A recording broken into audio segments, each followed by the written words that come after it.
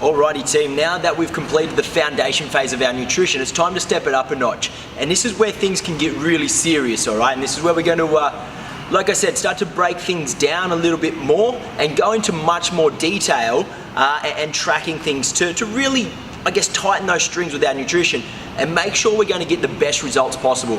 So with this next phase of our nutrition, guys, what we're going to start to look at is counting our calories and breaking down our macronutrients. And over the next few videos, guys, we're going to explain exactly what that means. So today's video is all about calories.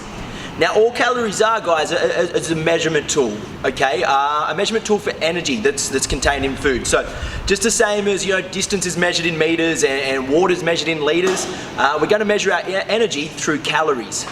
Now, every single food is broken up into a specific amount of calories from each macronutrient that provides your body with energy.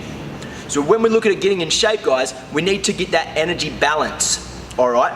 Making sure that we're getting the right amount of fuel in, or energy in, making sure we're getting the right amount of energy out to get to our specific goals.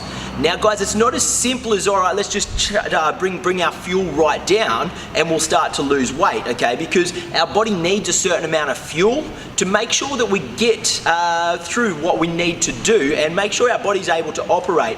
So this is where it starts to get a little bit tricky, and making sure that we're getting that fine line between eating the right amount of food without going too low or without going too high, okay? So this is where we start to make those decisions, when we start to really track things to make sure that that balance is spot on where we need to be to get the results that we deserve. Now, one of the big things that comes down to, guys, is our BMR. So what our BMR is our basal metabolic rate. So simply put, guys, this is the bare minimum of energy that we need, our body requires, to get us through every day without even actually doing anything.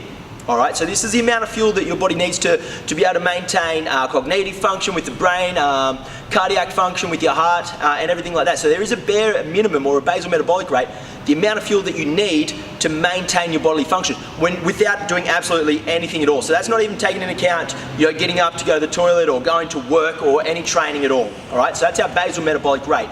So you'll see that on your in-body scan, guys, and we should not be dropping under that. That is the bare amount of food that we need. Now, what we're going to do, guys, is we're going to be above that basal metabolic rate with our fuel intake to get our energy in. And then what we're going to do is we're going to use our exercise and our training to make sure we get that exercise out, all right, or that energy out to be able to hit our target goal. Now, simply put, guys, if our calorie in, so our energy in, is higher than our calories out, or our energy expended from working, from training, from moving, then we're going to gain weight.